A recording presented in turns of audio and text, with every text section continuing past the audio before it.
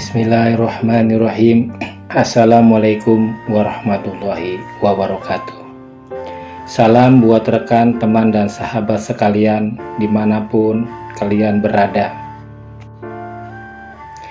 Alhamdulillah wa syukurillah wa nikmatillah wa la haula wa la quwata illa billahil aliyil azim. Asyhadu an la ilaha illallah wa asyhadu anna Muhammadar Rasulullah. Allahumma sholli ala Muhammad wa ala ali sayyidina Muhammad. Uraian sederhana tentang godaan dan cobaan bagi siapa saja yang akan dan sedang mempelajari ilmu ma'rifatullah. Uraian ini diambil dari kisah-kisah nyata dari beberapa orang yang mengalaminya, mulai dari yang biasa-biasa saja sampai pada tingkatan aneh atau mustahil. Uraian pada di sini bukan untuk menakut-nakuti, tapi hanya sebagai informasi bagi siapa saja yang ingin atau sedang belajar ilmu ma'rifatullah, agar bisa lebih bertermotivasi dan siap fisik maupun mental. Seperti firman Allah dalam kitab sucinya, apakah kamu mengira bahwa kamu akan masuk surga, padahal belum datang kepadamu suatu cobaan, sebagaimana halnya orang-orang terdahulu sebelum kamu. Mereka ditimpa oleh malapetaka dan kesengsaraan, serta digoncangkan dengan berbagai macam-macam cobaan, sehingga berkatalah pada Rasul dan orang-orang yang beriman bersamanya, bilakah datangnya pertolongan Allah? Ingatlah, sesungguhnya pertolongan Allah itu amatlah sangat dekat. Surat Al-Baqarah 214. Pada tahap pertama, di saat seseorang dibukakan ilmu, pintu untuk dapat masuk ke dalam ilmu ma'rifatullah melalui kalimat tauhid la ilaha illallah, maka akan terjadi reaksi kejiwaan pada dirinya, yaitu seperti: pertama, merasakan seperti ada sesuatu yang terlepas dari dirinya, lalu merasakan badan ringan dan semua jadi serba tenang dan indah luar biasa. Kedua, merasakan seperti ada sesuatu yang masuk ke dalam dirinya, lalu merasakan memiliki kemampuan yang sebelumnya tidak pernah dimilikinya, seperti mampu menerjemahkan maksud yang tertulis dalam ayat-ayat Al-Quran dan hadis serta kitab-kitab agama lain. Dan yang ketiga, bisa merasakan tidak ada lagi perbedaan beragama atau bisa bertoleransi terhadap umat agama lain, sehingga dirinya merasa damai dan penuh cinta kasih. Yang pertama adalah tergoda untuk menyatakan dirinya yang paling benar dan memandang umat Islam lainnya masih salah karena belum bisa memahami rahasia diri dan rahasia syahadat. Akibatnya sibuk kesana kesini mencari perhatian orang lain agar mau mendengarkan apa yang dia dapatkan.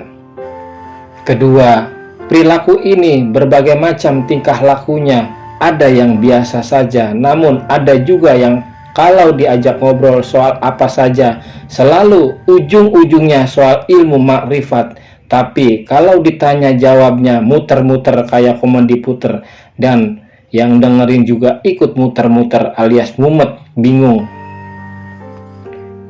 Perilaku yang paling banyak terjadi adalah pandai berbicara dengan bahasa filsafat. Hal ini terjadi karena kekagumannya pada ilmu yang sedang dia dapatkan, namun sangat sayang untuk dibagikan kepada orang lain. Sementara itu, di satu sisi, dia ingin orang lain tahu bahwa dirinya memiliki ilmu yang mulia, sehingga setiap ungkapannya itu sulit dipahami bagi pemula karena memakai bahasa filsafat atau bahasa kias lainnya. Perilaku ini pada tahapan tertentu jadi ekstrim karena tidak segan-segan dan terang-terangan menyalahkan umat Islam lain dengan caci maki dan sumpah serapah. Tetapi kalau ditanya tidak mau menjawab karena menganggap ilmu yang dia dapatkan sangat berharga dan tidak layak untuk dibagi-bagikan begitu saja. Pada tahapan ini, kata-kata andalan yang sering disampaikannya adalah percuma kalung mutiara dipasangkan pada leher seekor babi.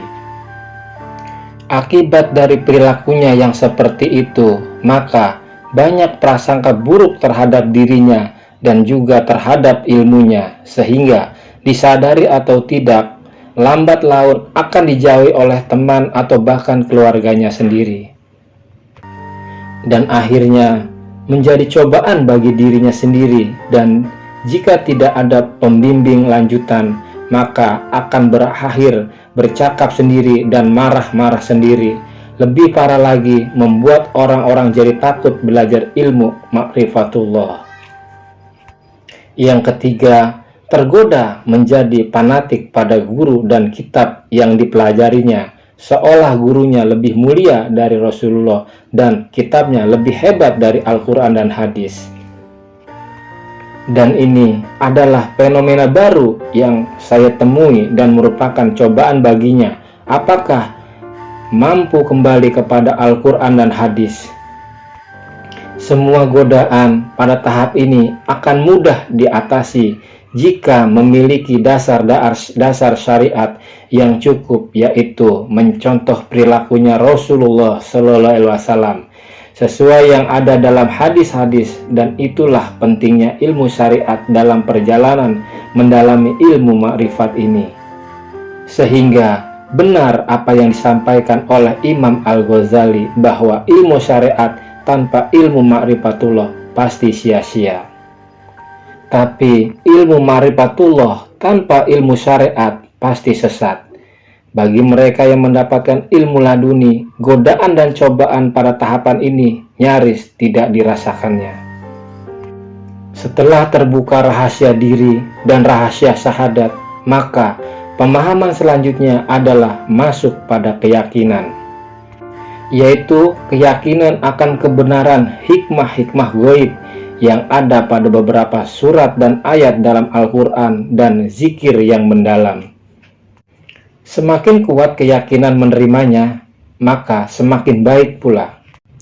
Tidak semua orang yang belajar ilmu makrifat mau belajar lebih dalam lagi dengan alasan tidak bisa memahami, dan kalaupun ada jumlahnya sedikit. Namun bagi mereka yang mendapatkan secara laduni, tidak bisa berhenti dan terus belajar lebih dalam lagi. Pada tahapan ini diperlukan keyakinan yang kuat karena semua ilmu sudah memasuki alam gaib. Dan godaannya memang sangat menggoda karena sesuai dengan bakat dan keinginan hati yang selama ini tersimpan di hati. Pertama, digoda jatuh cinta. Pada tahapan ini rentan tergoda oleh wanita atau lelaki yang sangat mudah menaklukkan wanita atau lelaki, bahkan akan selalu didatangi para wanita atau lelaki yang pada kesemuanya itu mengarah pada zina. Siapa saja yang berada pada tahapan ini akan merasakan jatuh cinta yang luar biasa, bahkan lebih hebat dari cinta pertamanya saat remaja. Jika tidak dapat mengatasinya, maka jika masih lajang akan menjadi suka berzina, dan jika sudah berkeluarga akan menghancurkan rumah tangganya. Na'udzubillahi min zalik. Saudaraku, sahabatku, teman sekalian dimanapun berada, pada tingkatan tertentu banyak ditemui mereka yang berada pada tahapan ini beralih profesi menjadi dukun cabul atau menjadi pemburu wanita untuk memuaskan hawa nafsunya. Saat masuk dalam godaan ini, disarankan bagi yang sudah berkeluarga agar saling terbuka pada pasangannya dan saling memahami. Insya Allah pasti akan dapat dilalui bersama. Jikalau yang masih bujang atau dunda atau janda, segeralah menikah. Pada tingkat ujian ini seolah-olah memperlihatkan pembuktian cinta seseorang. Pilih cinta pada makhluk atau cinta kepada pencipta dan pemilik makhluk, dan biasanya berlangsung selama kurang lebih 1 tahun. Ada 3 perkara seseorang dapat merasakan kemanisan iman dan kenyamanannya. Yang pertama adalah Allah dan Rasul-Nya lebih dia cintai daripada yang lain. Yang kedua, dia mencintai karena cinta kasihnya Allah. Dan yang ketiga, dia lebih senang terjun ke dalam lautan api daripada menyekutukan Allah dengan sesuatu. Riwayat Bukhari dan Muslim. Kedua, diuji menjadi miskin harta. 99% yang ditemui adalah mengalami kesulitan keuangan dalam waktu singkat dan menjadi ujian yang mengerikan karena seakan tidak ada habisnya. Dalam beberapa kasus juga diikuti dengan musibah yang datangnya bertubi-tubi dari segala arah. Pada tahapan ini, seseorang boleh jatuh miskin secara tiba-tiba dan jatuh miskin semiskin-miskinnya. Khusus pada cobaan ini, kadar berat ringannya sangat tergantung dari tingkat pemahaman dan keyakinan. Namun, bagi yang mendapatkan secara laduni, maka dijamin bakal dapat teramat sangat berat. Saat memasuki dalam cobaan ini, disarankan agar selalu konsultasi dengan guru pembimbing, karena bisa berakibat stres tingkat tinggi dan mungkin juga bisa gila. Ujian ini seolah untuk membuktikan ketidakmampuan manusia akan kuasa Tuhannya sesuai dengan firman Allah Subhanahu wa taala, la haula wala quwata illa billahil aliyil azim. Tidak ada daya dan upaya kecuali hanya Allah. Sekianlah keterangan tentang ilmu ma'rifatullah. Kurang lebihnya mohon dimaafkan dan dimaklumi. Wallahu a'lam bishawab. Wassalamualaikum warahmatullahi wabarakatuh.